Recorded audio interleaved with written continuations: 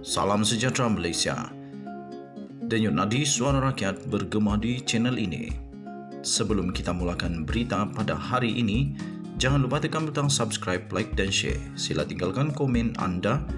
Denyut nadi suara rakyat terus bergema di channel ini. Salam sejahtera Malaysia. Denyut nadi suara rakyat bergema di channel ini.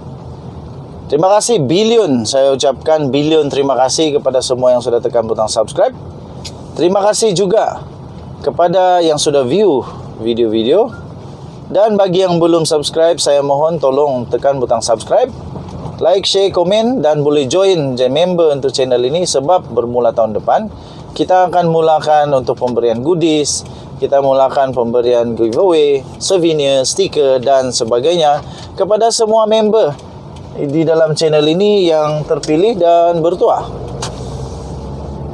Tuan-tuan dan puan-puan, walaupun Anwar Ibrahim kena hentam teruk oleh Mahathir, sampai ada juga kenyataan Mahathir yang agak memalukan Perdana Menteri kita, sampai ada juga yang saya pun heran kenapa Mahathir kata macam begitu. Tetapi jangan lupa, Anwar tidak keseorangan. Rupa-rupanya Anwar penuh dengan penyokong-penyokong yang menyokong dia sebagai Perdana Menteri. Ramai yang tampil ke depan, pemimpin-pemimpin negara tampil ke depan, termasuklah yang bukan lagi MP sekarang seperti Nazri Aziz. Dan ramai lagi pemimpin yang lain backup dia. Ramai lagi yang backup dia sehingga mereka kata, apalah Mahathir ni, belum sampai 2 bulan, belum sampai 3 bulan Anwar Ibrahim jadi Perdana Menteri, dah buat judgement. Jadi tuan-tuan dan puan-puan, kita beri masa kepada Anwar Ibrahim. Sekurang-kurangnya kita beri masa kepada dia.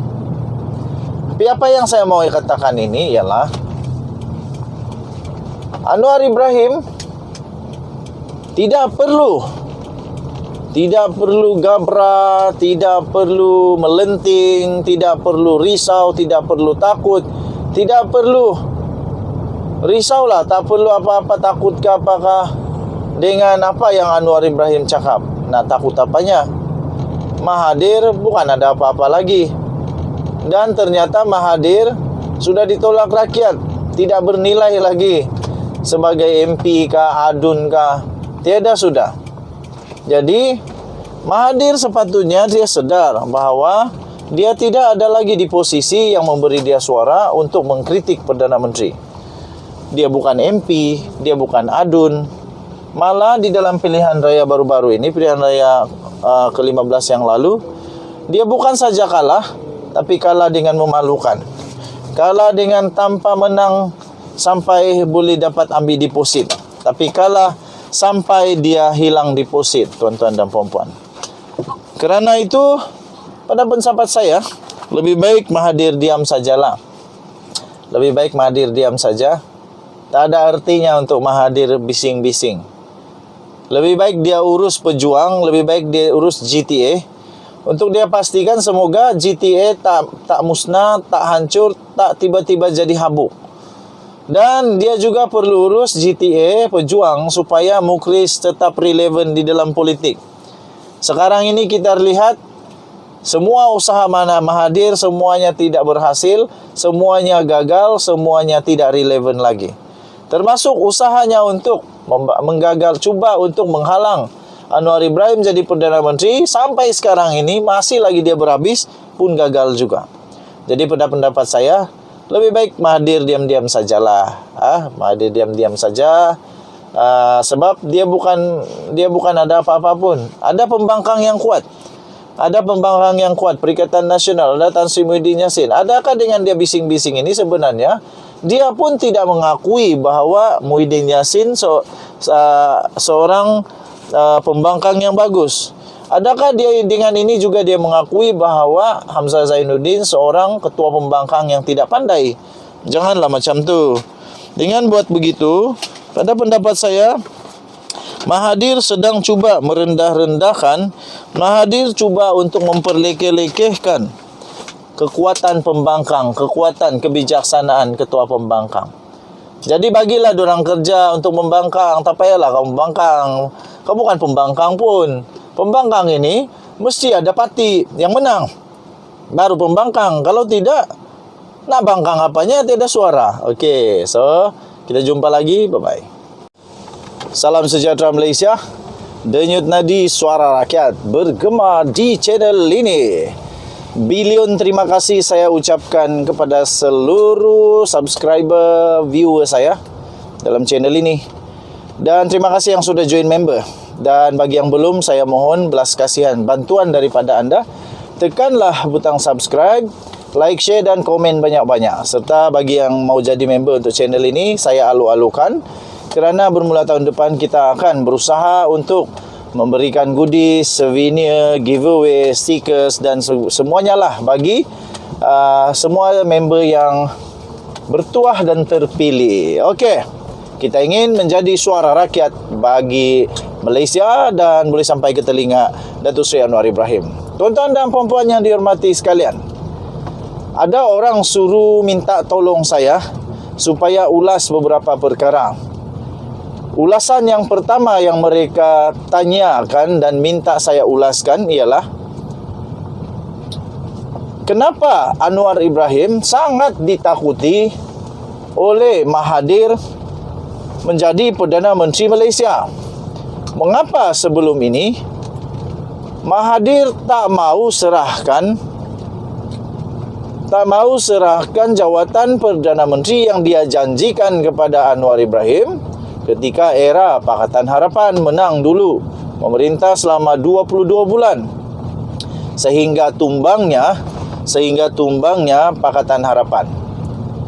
Yang pertama yang mereka ingin saya ulas. Yang kedua yang mereka ingin saya ulas ialah, apakah sebenarnya di sebalik peletakan jawatan Tun Mahathir daripada Pejuang? Kenapa sekarang dia meletak jawatan? Kenapa sekarang dia mahu melepaskan dan nampak gaya seperti mahu bersara daripada politik? Dan bukan dulu. Bukan sebelum Anwar Ibrahim jadi Perdana Menteri. Dua perkara ini yang dimohon oleh subscriber untuk saya ulas. Baik. Ulasan untuk yang pertama tadi. Ada ramai tanya kepada saya, kenapa Mahathir takut Anwar Ibrahim? Pertama sekali saya ingin buat dulu naratifnya. Naratifnya dulu bagi mereka yang tak tahu. Bagi yang tahu baguslah. Dulu Perdana Menteri adalah Tun Mahathir Mohamad. Timbalan Perdana Menteri adalah Datuk Seri Anwar Ibrahim. Dan kebetulan pada waktu itu Menteri Keuangan pada ketika itu adalah Datuk Seri Anwar Ibrahim. Kita tahu Perdana Menteri, timbalan Perdana Menteri dan Menteri Keuangan paling banyak menyimpan rahsia negara. Kedua-dua ini adalah watak yang benar-benar akan menyimpan rahsia negara.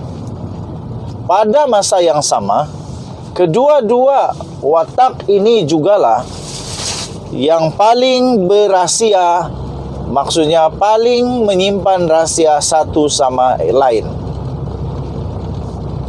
Kita tahu ketika mereka mengangkat sumpah di hadapan Seri Paduka Baginda yang di Pertuan Agong, mereka kena bersumpah taat setia dan sumpah simpan rahsia. Kerana itu banyak rahsia yang Anwar tahu, yang Mahathir tahu, yang Menteri Keuangan tahu, yang Perdana Menteri tahu, yang timbalan Perdana Menteri tahu, tetapi itu rahsia dan tidak boleh dibocorkan, sehinggalah jika dibenarkan oleh Mahkamah Perundangan Malaysia diluluskan di peringkat yang sepatutnya dinya klasifikasi, maka rahsia itu boleh dibocorkan kepada umum menjadi dokumen tatapan umum dan bukan lagi rahsia. Tuan-tuan dan puan-puan, kerana rahsia ini ada di tangan Anwar Ibrahim, dan kita sudah tahu sekarang ini Tun Mahathir sudah mula menyalak. Tun Mahathir sudah mula buka suara nak hentam, nak malukan Anwar Ibrahim, mulai membuka aib Anwar Ibrahim sekali lagi. Tetapi sebenarnya ada perkara yang Mahathir amat takut kalau Anwar bocorkan, kerana Anwar berada di situasi di mana dia ada kuasa, dia ada kuasa dan dia berada di jawatan yang membolehkan Anwar Ibrahim di dalam situasi yang mempunyai kelebihan. Dia boleh korek sebagai Perdana Menteri. Tidak mustahil, banyak betul perkara yang Mahathir tersilap dalam kurungan, tersilap langkah, tersilap urus, tersilap buat atau tersilap simpan yang Anwar boleh ketemui. Dan kalaulah Anwar ini berhati busuk dan mempunyai dendam seperti yang selalu didakwa oleh orang-orang Anwar, bahawa Mahathir berhati busuk, berdendam dan mau supaya memastikan Anwar Ibrahim tak jadi Perdana Menteri. Kalau Anwar seperti itu, bila-bila masa dia boleh seret Mahathir ke mahkamah dengan bukti yang dia mungkin akan jumpa nanti. Inilah pertama yang sangat ditakuti oleh Mahathir pada pendapat saya. Di sini jugalah Anwar Ibrahim boleh menamatkan segala permainan, segala lakonan, segala konspirasi, segala komplot, apapun konspirasi yang pernah mungkin terjadi. Anwar Ibrahim juga kalau dia mau, dia boleh hidupkan semula siasatan untuk kes forex ketika era Tun Mahathir. Dia boleh juga hidupkan pelbagai lagi kes-kes misteri di dalam kerajaan Malaysia era Mahathir, termasuklah perjanjian MA63, perjanjian Sabah Sarawak dan Malaysia.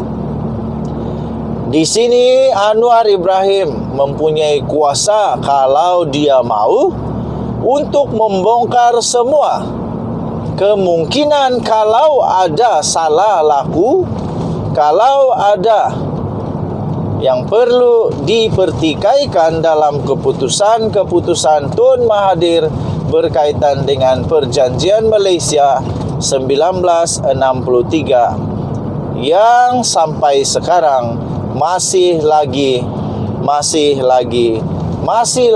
diharapkan akan kembali semula ke Sabah dan Sarawak 100%. Ditambah pula banyak pendedahan terutamanya daripada orang yang takut balik Malaysia sekarang ini, Raja Petra Kamarudin. Pendedahan dia tentang kononnya banyak salah laku Mahathir dalam era dia mentadbir negara, berkaitan dengan MA63, berkaitan dengan PTI di Sabah, berkaitan dengan projek-projek IC, berkaitan dengan banyak lagi lah dia punya pendedahan. Walaupun semua itu belum tentu kebenaran, tetapi Anwar Ibrahim kalau dia mau, dia boleh laksanakan siasatan semula. Dia boleh untuk mencadangkan semula supaya siasatan itu dilakukan sampai mungkin boleh juga sehingga wujudnya siasatan diraja atau RCI. Itu mungkin sebab Mahathir takut Anwar Ibrahim. Untuk ulasan yang kedua, itu ulasan pendapat pribadi saya setelah saya baca banyak benda, kait-kaitkan satu sama yang lain. Itu kemungkinan. Tapi saya harap tidak adalah berlaku begitu. Dan saya harap Anwar Ibrahim bukan begitu. Saya harap dia tidak terikut-ikut dengan politik murahan, politik yang jahat, politik busuk hati, politik khianat dan politik penipuan. Kita harap Anwar dapat belajar daripada kesilapan Perdana Menteri yang sebelumnya. Okey, ulasan yang kedua. Apa sebenarnya di sebalik Mahathir letak jawatan sebagai pengerusi GTA, pengerusi pejuang? Yang ini saya tidak mau ulas, tapi saya buat persoalan sahaja.